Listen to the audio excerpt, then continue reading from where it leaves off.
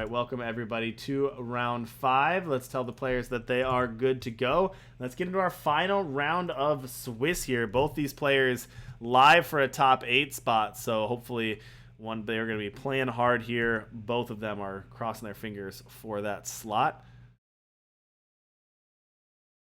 Interesting hand from Frafa. This is not the matchup you want Amphitheater in. There are enough units on the board that it's hard to protect, and just a Mind Fire isn't what you want out of a card. I don't know if this was the first 7 or the second 7. If it was the first, I expect them to throw it back. Maybe if it was, I haven't played this deck enough to know if it's a keep on the second 7 in this matchup, but I'd be tempted to throw it back for 6. Well, AsheAcer are going to start things off with one of the best turn 2 plays in the game. The Janitor himself coming to work. Janitor Dovid the first, 4-4, and attacking in. Big buddy. And his descendant, Janitor Dovid the second, coming down and going to flip a power Rune of Law off of that. I love flipping power off of Dovid. That's got to be one of the best things to do in the game right there. Flipping power off of Dovid thanks to Amplify. Rafa probably played a Javon here, but you have Rafa has a 2-2 and a 3-3 against 2 4-4s. Yeah, and that Vicious Overgrowth is going to take out the Javon anyway. Attack ins coming in for 8. That's a lot of damage. Frafa down to 14 already. AsheAcer, if you all remember, was one of our guest commentators last season during the spring season. Great commentator on TNE. We'll have to have him back on again.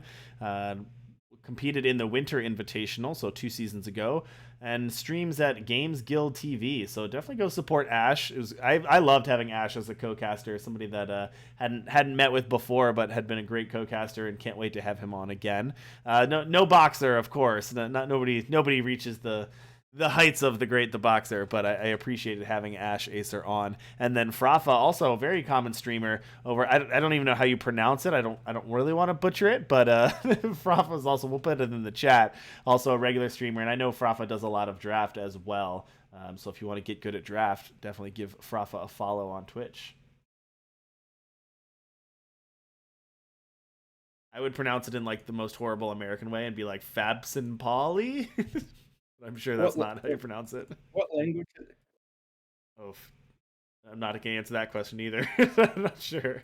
For some reason, I thought German, but I don't know if that's true or not. I don't know how to pronounce German. Like I could help with French or Hungarian or Norwegian, but yeah, I don't know German. I'm not. Don't quote me on German, but I'm not sure. But I'm gonna go ahead and just link it in chat. That'll be easier for everyone.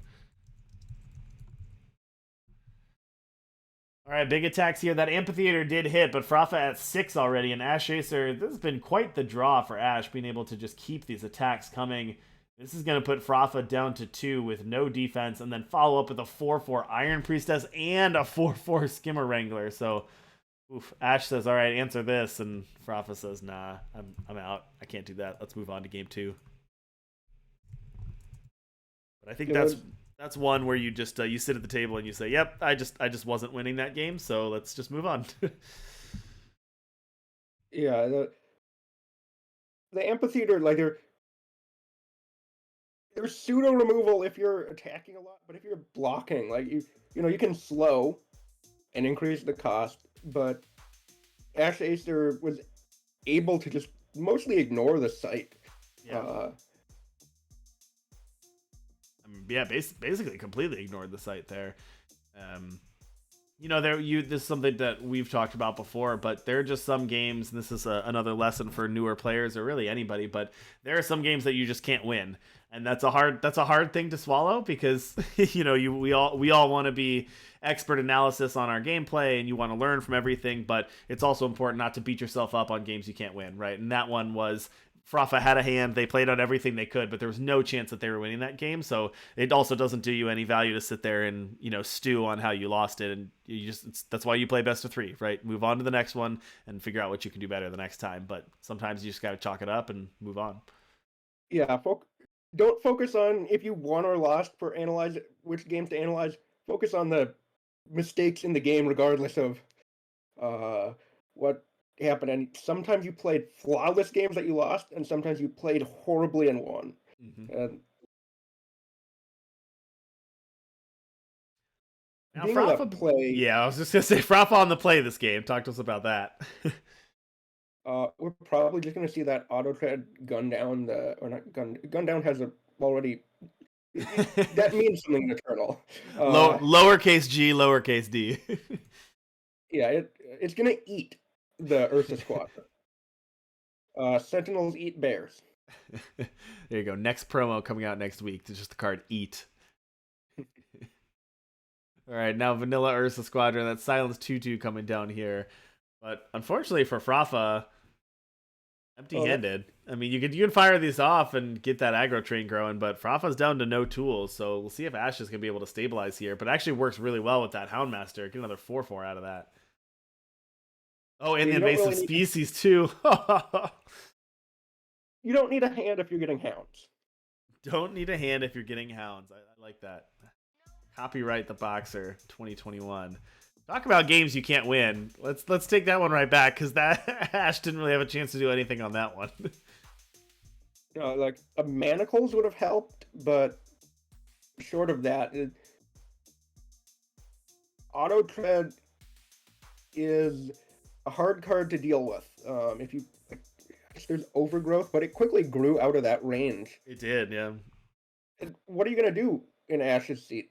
Not play out your 2-drop? I don't think this is a matchup where that's a winning line. No, I'm a huge fan of just not playing cards when that's the right play. I love doing nothing and waiting and getting more value, but this is not a matchup where you can uh, do nothing for 5 turns and then play something on turn 6. Yeah, absolutely. AsheAcer going to be on the play for this critical game 3 here. Rafa going to toss that one back, and this is an awkward keep, but oof. It's probably, yeah, it's on the draw. It's not ideal. Having That's no tough. fire is brutal. Having no fire, and then your next play is really, you're so reliant on this Javon here, Javon, because you've got 4 drops, 6-drop, your 2 drops you can't cast. Rafa's going to need a fortunate draw here, but the Dovid, that turn 2, going to hit a power off of it for Ashe. Amphitheater, 2 draws now for Frafa, and he cannot cast either one. And that 1/1 from the Shepherd isn't doing anything. It has some small value, but it's close to 0 in this matchup when I think every unit except for Daru Lee just eats it out of Ashe's deck. So, you really want that against Feln. That's where you want that Shepherd. But here against Soldiers, I don't expect that to do anything more than be a chump blocker.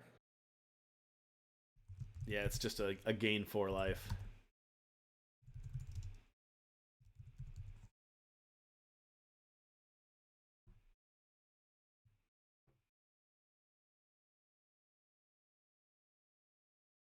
Yeah, and that's pretty good. And that Valise is going to keep that pressure on. So this whole match has been the story of who's on the play and how much early pressure can they put on Houndmaster. So that's all 3 draws this game for Frafa were uncastable.